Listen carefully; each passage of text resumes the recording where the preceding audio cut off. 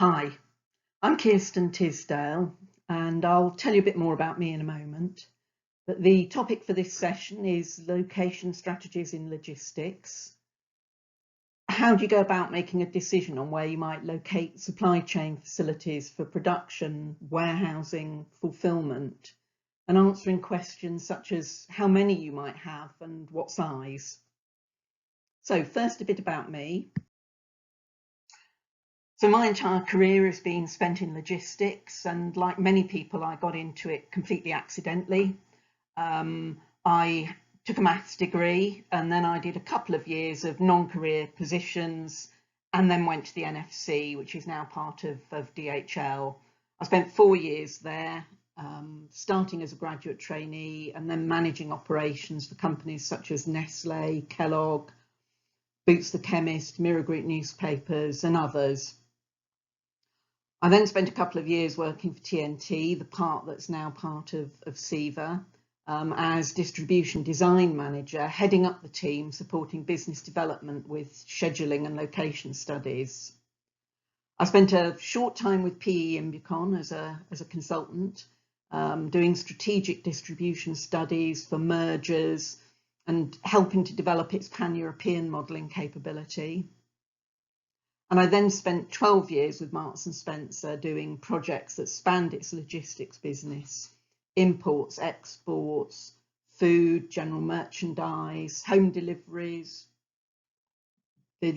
Hong Kong, Europe, Brooks Brothers in the States. And then in 2001, I set up my own business, my own logistics consulting business, Arisia Limited, specialising in strategic studies and business growth, particularly anything which has got a strong element of analysis and modelling. That's where my heart lies.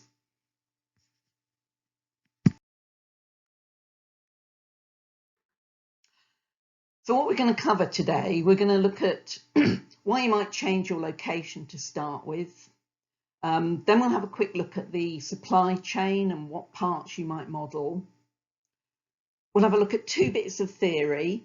The classic graph with respect to the number of facilities and an equation about the cost of carrying inventory that's key to this sort of study. I've got 3 slides on what I've called, in my mind, solving the problem. So first, some of the inputs that are needed for solving this type of problem. Second, there are some relationships with co-dependencies, which are key to why this isn't an easy mathematical problem. And then third, the level of detail that you choose to go to is important with respect to the size of the problem and the sophistication of the tools you might use. Then I'll look at some of the practicalities. You've got to get an answer out of the model, but what next? Look at some particular points that relate to the international supply chain. And then I've got a slide on risk analysis, and then the final slide is on changing perceptions. Ideas on where you might locate have changed in the past and looking at why they might change in the future as well, which takes us, if you like, round a full circle to the first point on my agenda: why change location? So why might you want to change location? Could be down to changes such as customer base, logistics provider, legislation. So taking those one by one, changing customer base as retailers have moved from high street to e-commerce, so have their logistics requirements changed. You could be putting your logistics out to tender and so be potentially moving location as part of that. Could be things like Brexit having an impact on staff availability, supply chain timings, again, driving change in where you want to be located.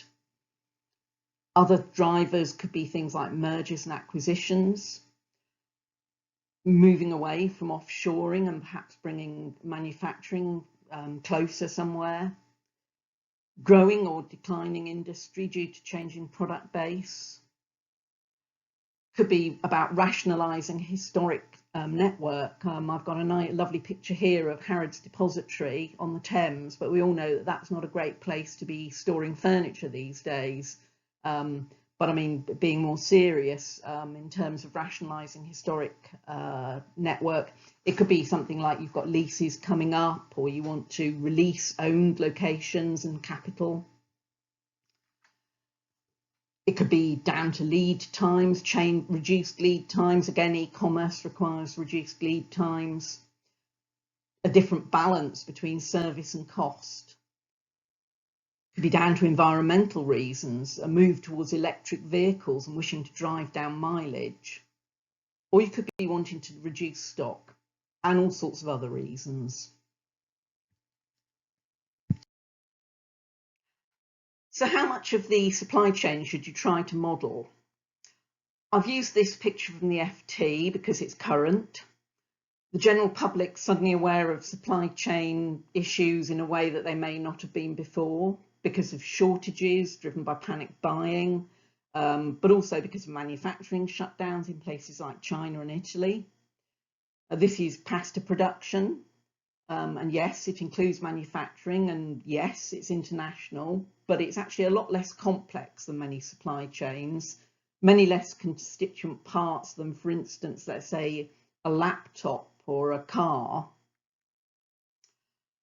But it's a good illustration of the supply chain, the pipeline getting goods to consumers from all over the world. And my point in including this slide is to say that it's not at all unusual not to model the whole supply chain. For instance, if you're looking at UK warehouse locations, you might choose to start at the port of entry rather than going further back in the chain. So I said I've got a couple of slides on theory. This is one of them. This is the first. This is a classic graph that is attributed to Professor Alan McKinnon, and what I'll do is talk you through the graph. It doesn't have any precise units, it's illustrative. What you've got on the x-axis is the number of warehouses going from 1 up to whatever number, and then on the y-axis you've got increasing costs.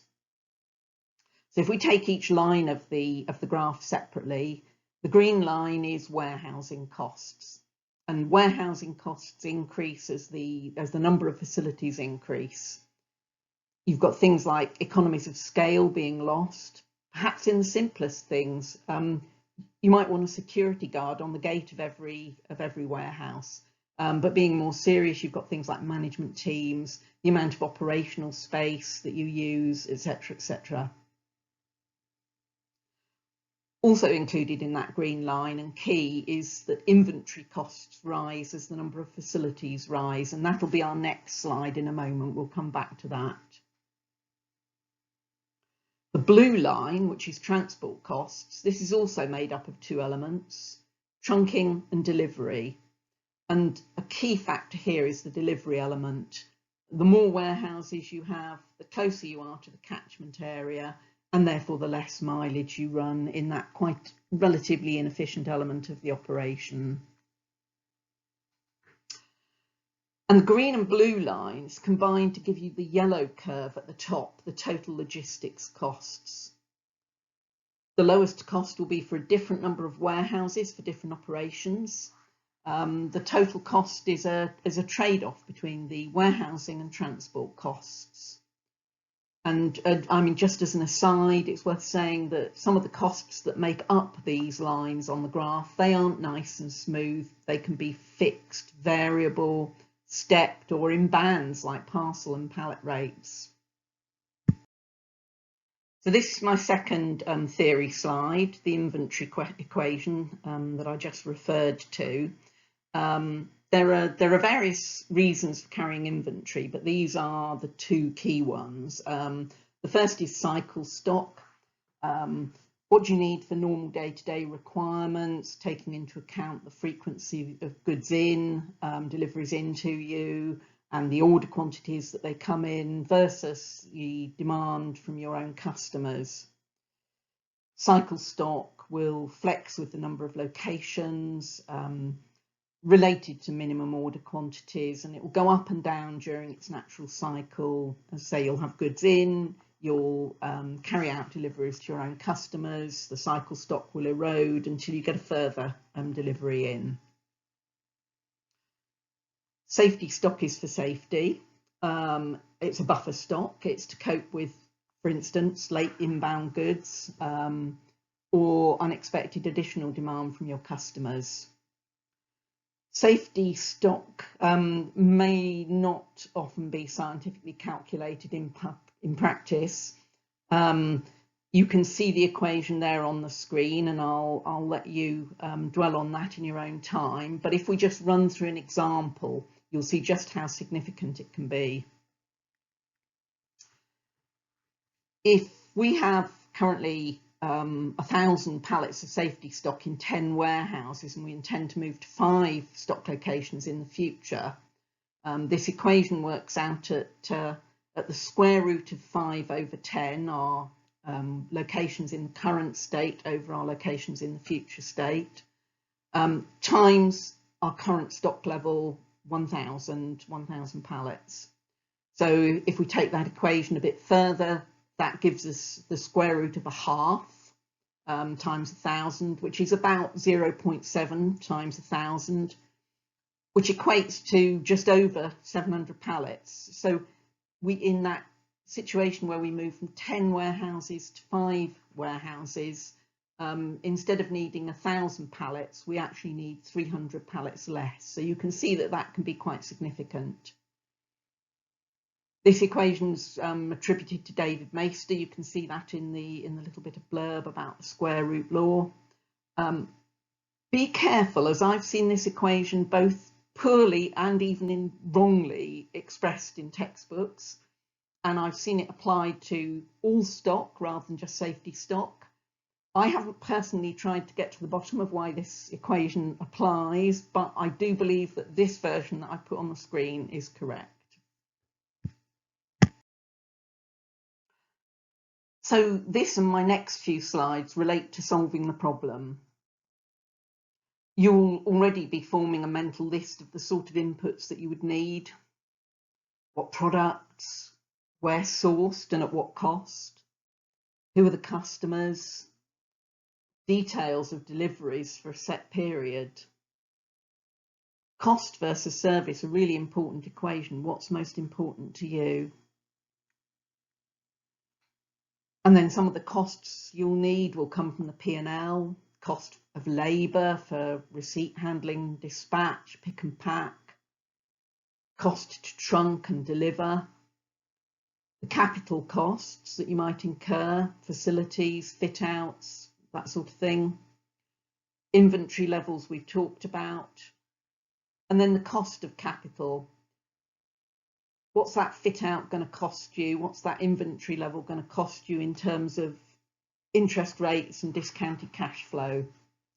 I'm not pretending this is a complete list by any stretch of the imagination. It's just to get you thinking. As I said earlier, this is not an easy mathematical problem to solve, and that's because there's some key elements that are codependent. I've put them on a triangle here, and just talking through that triangle, where you might locate new facilities or which ones you might retain is linked to the number that you're going to have.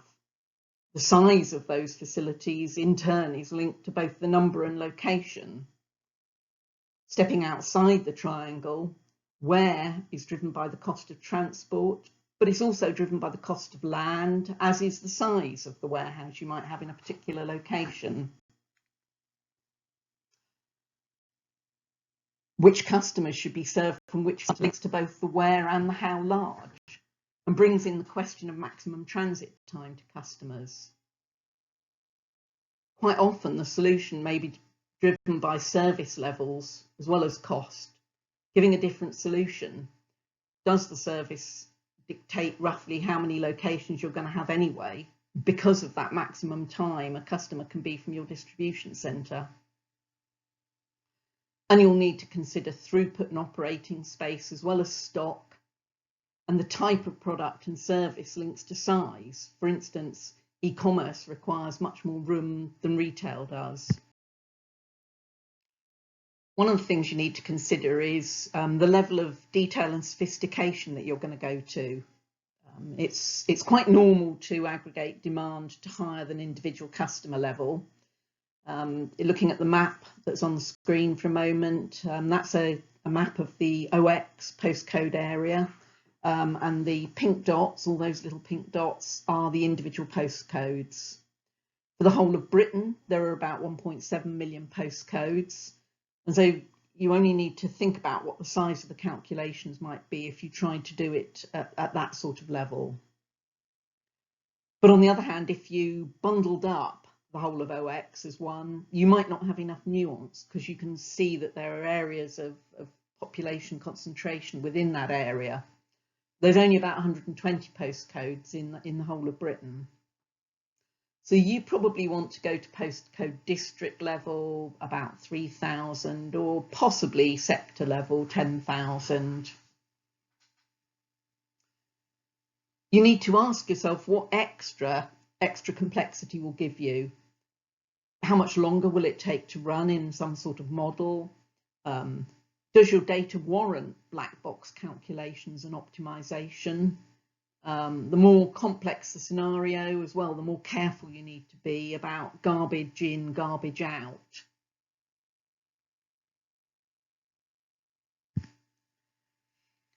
There are all sorts of tools you can use to help you.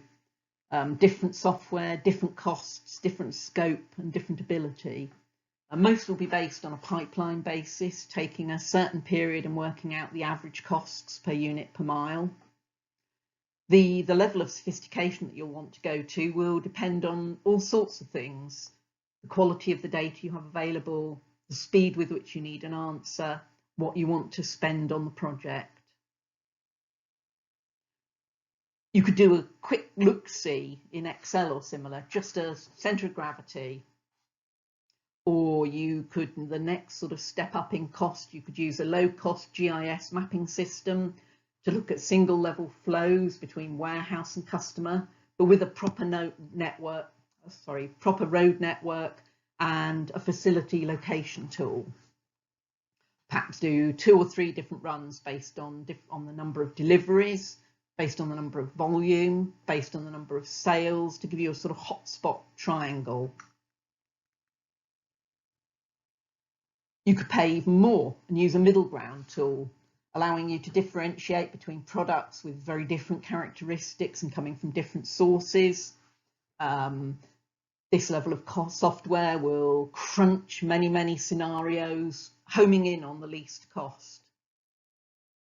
Or there are ultra sophisticated tools which you can use that will go to bill of materials level of detail and with multi-level operations, including inside the factory itself, and reported these days as using artificial intelligence to help you get the solution.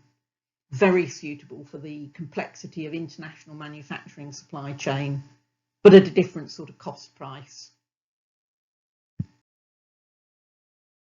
So you've run your model, and your model says here, that nice green field, or Marble Arch in the centre of London. This is the point at which you need to step back from the theory and consider practicalities. Where you're allowed to build, is there actual availability? Is there planning permission? Areas that are attractive from a geographic point of view will often also have high levels of employment already. You may have difficulty getting staff. Access to motorways and utilities. Is there a good power supply available? Do you need to be close to parcel or pallet hubs?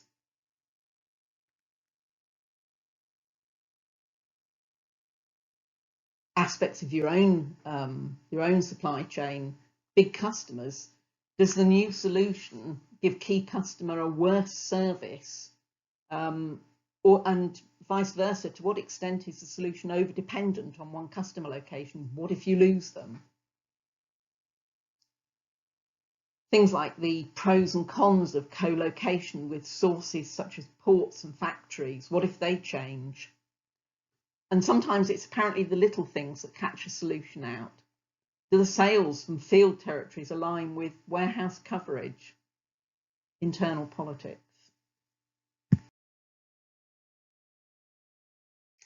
Couple of words on international supply chains. If you're looking at international supply chains, there are additional factors to consider, and they will be different if you're looking at production versus warehousing facilities. Some of those additional factors will be things like exchange rates going up and down and needing to ensure that you can accommodate those changes, tariffs and taxes. Jersey and Guernsey had a thriving e-commerce fulfillment business serving the UK that grew entirely because there was no need to charge VAT to B2C customers until about 2012. Languaging, labelling requirements, it may mean that it's easier to use country borders as boundaries than considerations of proximity. Are you going to be using air or sea to get goods into particular countries? Because that can mean the difference between goods arriving in a central location or coastal supply in the receiving country.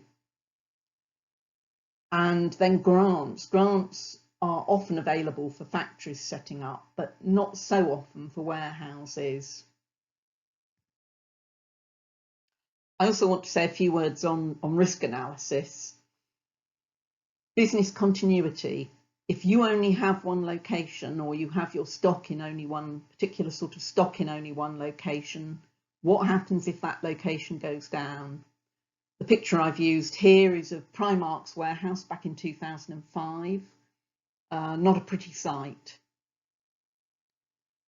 Some risks are ones you can easily put figures around. What ifs, do sensitivity analysis on cost elements like fuel, and examine what the break points are. How much would a factor have to change before you would make a different decision? And it's always worth thinking about the cost of change. Does the cost of change outweigh benefits? This is partly about figures, but also about more touchy-feely things such as brand damage.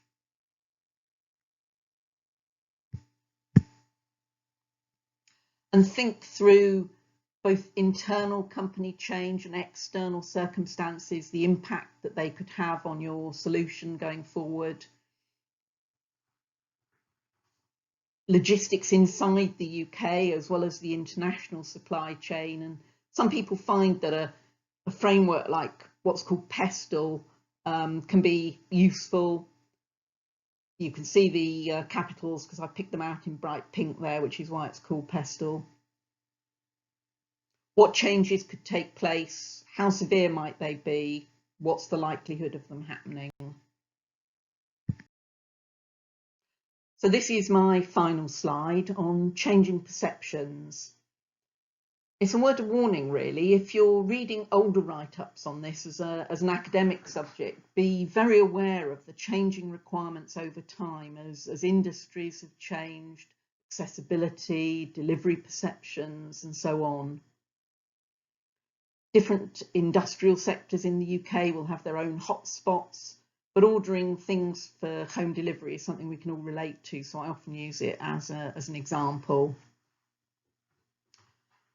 Traditionally, the big mail order companies often had their locations in the northwest, a single location in old mill buildings and with access to a large percentage of the population within a certain drive time.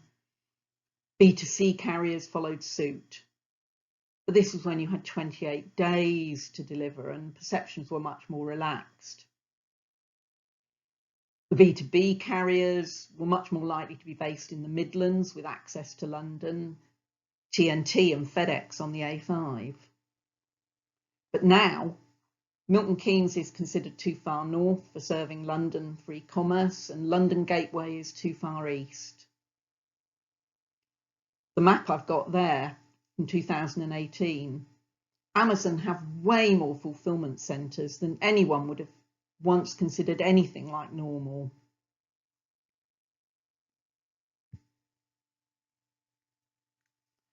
And finally, and topically, what about the impact of coronavirus? Whole supply chains will be changing. More just in case, less just in time, more stock, less single supplier, less overseas sourcing. That's the end of my presentation. Thank you for listening, and I look forward to meeting you all virtually in June, early June.